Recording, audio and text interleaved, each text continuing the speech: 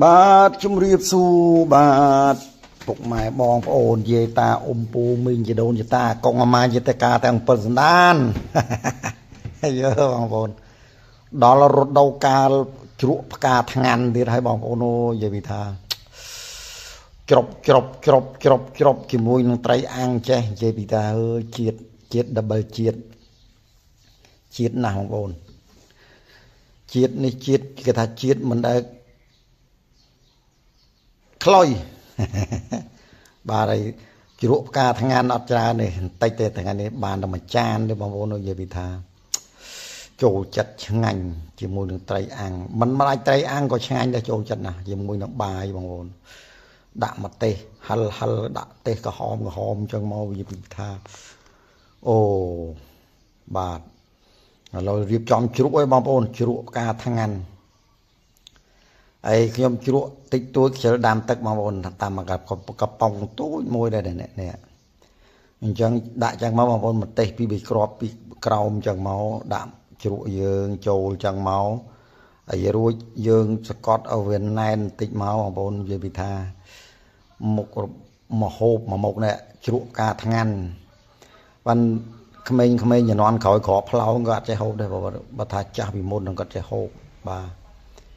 វារៀងថាល្វីងប៉ុន្តែឆ្ងាញ់បងប្អូនមិនល្វីងដូចផ្កាស្ដៅទេណាបាទល្វីងឆ្ងាញ់លក្ខណៈល្វីងឆ្ងាញ់បាទអំបិលបងប្អូនអំបិលដាក់អត់ច្រើនអំបិលពីប្រហែលជា2 3ស្លាបព្រាអំបិលឡើងមកស្លាបព្រាតូចៗហ្នឹងបាទដាក់ចូលចឹងមកបងប្អូននេះហើយនេះ2ស្លាបព្រាកន្លះបាទនេះកន្លះទៀតមកបាទហើយរួចយើងដាក់ស្ករបាទស្ករសយើងដូចដាក់និយាយរួមយើងជ្រក់ដាក់លាយមួយឆ្ងាញ់ទៅហើយបងប្អូនយើងដាក់មកដឹងទៅពីហូបឆ្ងាញ់ហើយស្ករសឡើងកកអស់ហើយបងប្អូននៅស្រុកខ្ញុំព្រិលធ្លាក់ឡើងកកហើយបាទស្ករសមកដុំប្រប៉ុណ្ណមេដៃហ្នឹងមកបាទ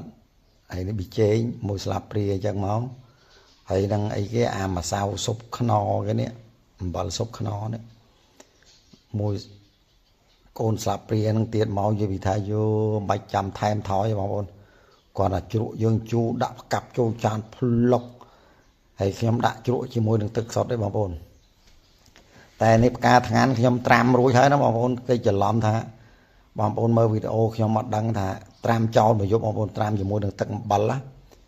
បើសិនជាបងប្អូនបេះថ្មីមកលាងទឹកឲ្យស្អាតពី3ទឹកអីហើយអញ្ចឹងមកយកមកដាក់ក្នុងត្រាំក្នុងកធុនអីមួយអញ្ចឹងមកហើយយើងដាក់អំបិលឲ្យច្រើនមកល្មមមកត្រាំចោលមួយយប់ដើម្បីបំបត្តិនៅជាតិពុលអាហ្នឹងវាមានជាតិពុលបងប្អូនផ្កាថ្ងាន់ហ្នឹងពុលហើយបងប្អូនជឿសាកហូបផ្លែវាសាកមើលពុលបងប្អូនប៉ុន្តែមិនលាក់ដាក់ពុលលុចស្លែងទេពុលងីងើបងប្អូន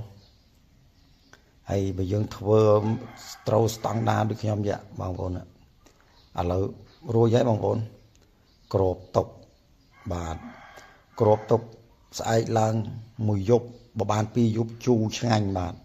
តែមួយយប់ជូរល្មមមកឆ្ងាញ់វាជាច្រប់ចូលចិត្តដល់បងប្អូនបាទឥឡូវ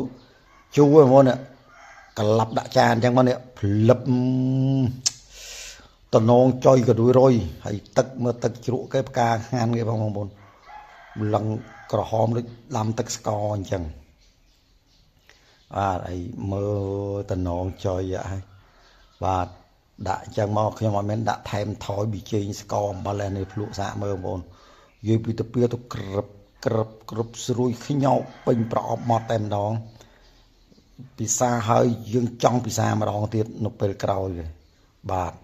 ដល់ខែរដូវកាលនេះគឺមានហើយផ្កាថ្ងាន់បងប្អូនឥឡូវត្រីអាំងយើងបើកមកហុយស្គុល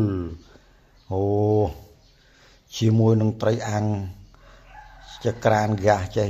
យបើកមកឡងឈ្ងុយចង់ខ្លោចបងប្អូនបាទលើកដាក់អញ្ចឹងមកនេះហើយតា2នាក់កូនពៅវាច់អីច្រើននេះត្រីសល់ពីថ្ងៃមុននេះបាទយើងនឹកឃើញថាស្ដាយយើងដាក់កម្ដៅចូលទៅដាក់អាំងកម្ដៅវាចូលជាមួយនឹងអាត្រីអាំងហ្នឹងមកបាទរួចហើយអញ្ចឹងមកនេះអូនេះហើយបងប្អូន mình thọp xa hay thôi vị thi tam khi mà hộp ba này mà buồn vậy mình té nó mà mình làm thằng ăn nó mấy cái bài tiền mình ca sập bông sập bia